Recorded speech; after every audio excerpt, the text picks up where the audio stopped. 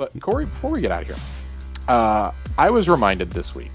I saw something yesterday. I think Dads of Destiny tweeted it out, and it was it was a video of fighting Oryx on the Dreadnought in the raid, and I retweeted it and said, this is probably the most memorable thing I've ever done in a game with friends.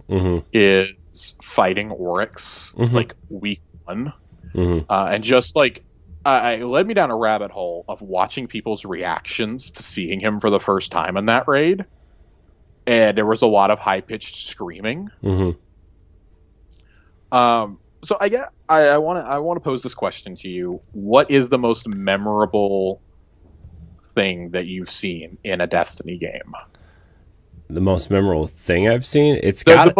The most memorable encounter, or like something that's going to stick with you even when you're done playing these games. I mean, it's got to be the Oryx fight. It has to be. It has to be. I mean, like, yeah, okay, Vault, like doing Vault for the first time was cool because, like, oh, this is the first raid, and like, well, we're going in, we're gonna do this, and try to figure it out, whatever. But like, once you learn like the raid mechanic, like what a raid mechanic actually consists of, and Crota wasn't that exciting. Like, that's just gonna, like, the most memorable thing about Crota is just gonna be the memes of like how not great that raid was, and if you didn't have Gallahorn, you can't play with us type thing. But yeah, I think because we tried to do it week one, we didn't get to Oryx. We got to Golgoroth and just had a hell of a time with Golgoroth. But we did get to Oryx the second weekend that we tried.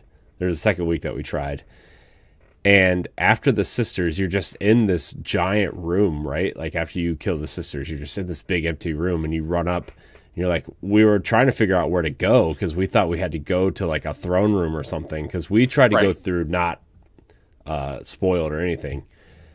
And when you just see Oryx kind of like climb up the side or right in front of you and just kind of climb up, and he's huge, like, he's huge, man. Oryx is still the biggest boss I think we've ever fought, right? Yeah, and we fight a literal god. Yeah, and just like him on the side of the side of the Dreadnought. The only person I would say is bigger than him is just canonically Riven is. Riven's a space dragon. Yeah. But I haven't run that raid, so well, spoilers.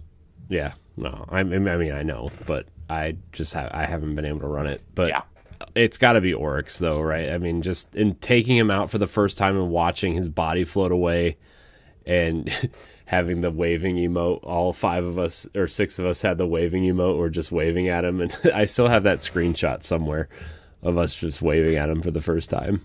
We were all doing the Carlton in front of him. Oh, jeez. And singing the song as we all died. Not unusual. It's great though. Like, I feel like if you don't have an experience like this, it's because like you simply haven't done an endgame activity. Like, everybody's got one, whether it's a strike boss, it's a dungeon, it's a raid. But I feel like Oryx and Riven specifically just hit so differently.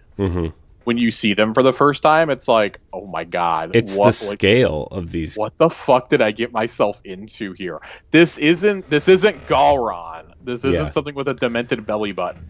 This isn't the giant mech in what was it? Scourge of the Past. Scourge of the Past. It's not the Callus robot. It's like, what have I gotten myself into? This is terrifying. Yeah, it's something entirely different. Like, don't get me wrong, Atheon and Crota running around is terrifying, especially when Crota's standing like right outside the hidey hole. But he goes down so easily. Part of the Gjallarhorn, but he goes down so easily. You hit him with the sword a few times and then rinse and repeat. Crota or Oryx was just something entirely different, and I mean they kind of continue that in Wrath of the Machine too, right? With the siege engine. Yeah, I mean, yeah, but Atrax overall is underwhelming, but it's the experience of getting there that you're like, oh my god, this is awesome. That Atrax fight, though, everybody has to be on point for that fight, though. Like, I mean, you have to be able to throw the balls at the Axis, not Atrax. Atrax is no DC. Axis. Yeah. Like you have to throw the balls at the thing, right? Like I mean, right? I'm trying to remember that fight now, but it was just I just remember it was like we'd split off into teams and everybody had to be on point and we had to go. I forget how. I know a knight came out and you had to like fight the knight to get like an orb or something, and you had to throw the orb at the little things, and yeah, it was everybody had to be on point. Our team had like the biggest trouble with that. But yeah, I mean it's got to be Oryx and just how massive he was, and running around the pillars and trying not to get hit by the the falling debris or rocks or whatever he was throwing at you, the space bombs. So that's it's got to be. I mean, the first time that you're chosen to go to the Ascendant Plane is just something wholly unique that you're like, what the hell is actually going on here? This is amazing. Yeah. And I recounted that. I was like, I can't tell you how many times we failed there when I was the runner. I'd get the relic, get down there, only for us to like all wipe, or for me and like one other person to be like screaming in unison as we're trying to take down Oryx with fucking primary ammo because we have nothing else to use at this point. Yeah. And just the amount of screaming coming from the two of us, like last or Guardian down, and just it's blinking on your screen, last Guardian standing, and you're desperately trying to get people up and shoot, and it is the most frantic thing. Like, there's nowhere really for you to run in that encounter that is safe. Yeah. At all. You can't hide. When you're doing damage, it's pray. Yeah. Dip into the bubble for a second, then get your ass right back out there. Yeah.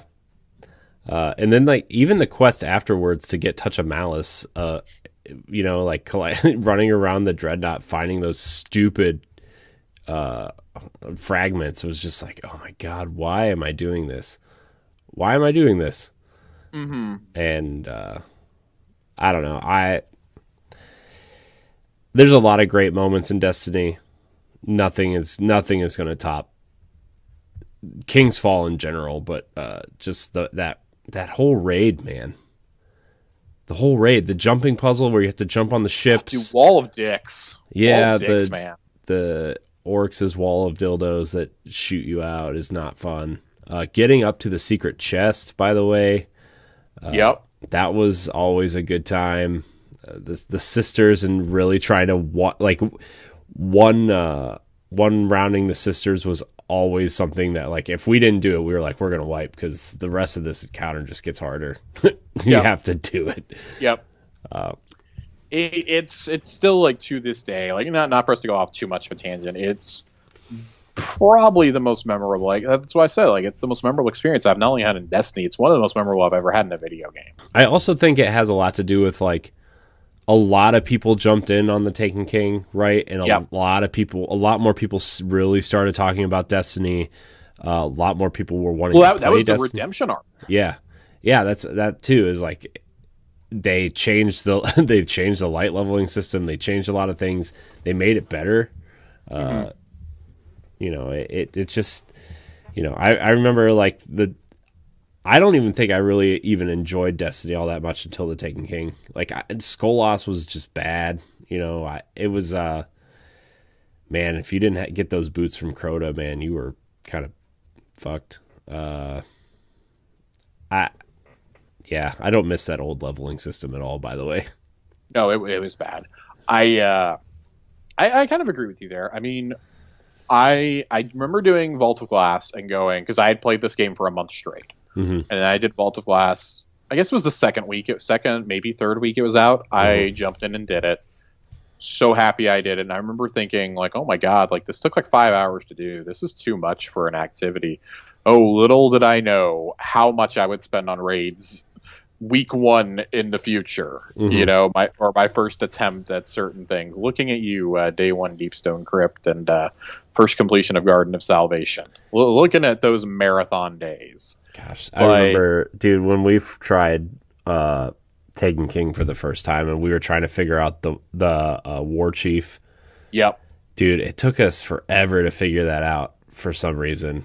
And then Golgoroth, dude, trying to figure out Golgoroth blind was like... It's terrible. It's terrible. Going into raids blind is fun for like 2 or 3 hours, but once you're hitting hour 9, 10, 12... And you're not even halfway. Yeah, and you're just like, oh my gosh, why are we still doing this? The guys I did it with had already cleared it once that week. Mm-hmm. I got like day 2, they had cleared it. We did it that weekend. And they went through it on alternate characters. Mm-hmm.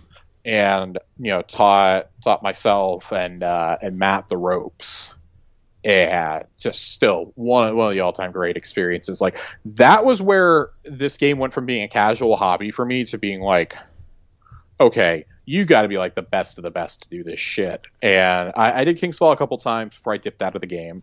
It really, like, I didn't really come back hardcore until Forsaken after that. Mm-hmm. Like, I played Rise of Iron, I played Vanilla D2, but I only played those for a couple weeks each. Mm-hmm. I've said this a lot on this show. It was really like, I came back during Forsaken, played a lot during Forsaken, Mm-hmm. played a bit of Black Armory, dipped for Joker's Wild, but really since Opulence, I've been here. This has been my, like, since I've taken breaks, such as like during the super long season of Arrivals. Yeah, but I mean, there's a difference between breaks and taking a year. Yeah. Yeah. Like, I mean, I played through, like, we were still raiding pretty regularly at the beginning of D2, so I played vanilla D2 all the way up through Osiris pretty regularly, and then a lot of my raid group, like, a couple of them had kids, a couple of them kind of just didn't want to play Destiny anymore, a couple, you know what I mean? It just kind of fell apart.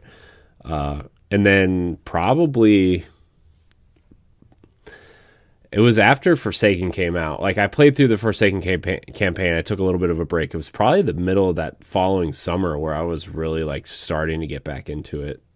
Yeah. Really, because I wanted to see what, the Dreaming City, and I wanted to see what happened after, Crow's or Aldrin's death, and there was that rumor that he was going to be resurrected as a guardian at that point. And so I kind of.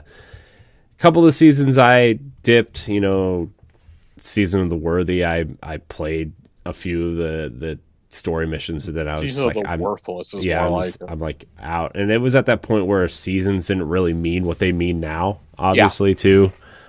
So I just was like, you know what? I'll play the campaigns. People want to raid, I'll try to raid with them, but I'll probably start playing other things at this point. And then my kid was born at some point in there too. I think that's probably why I stopped playing for a while, was because, I had a kid. And then you got kid number 2 on the way. Yeah. So, it's just one of those experiences. Like, everybody, if you did the Kingsfall raid, you remember what you were doing at that exact point in, like, your life, I feel. Like, what you were doing at that point. Like, we all remember where we were when we heard they were going to kill Kate Six off. We all remember where we were when we first saw the space Doritos on the moon. Yeah. Like, I feel like you're at the point where, like, the Glycon is, like, the next in that line. Like, you're going to remember who you did that first clear with. You're going to remember figuring out the spores for the... I'm not only trying to say, like, oh my god, the spores were so difficult. Like, they really aren't. Blind, it took well, I didn't do it blind. I did it with Nerd Generalist, and he largely let me figure out the puzzles on my own. It took a little over an hour. Yeah, I think Mitch and I went in blind, and it took us about 2 hours to do blind. Yeah, it's not bad. It's a mini dungeon as far as I'm concerned. Like, I consider these to be more of dungeons, and things like the Shattered Throne and Pit of Heresy to be almost like raid layers in a lot of ways.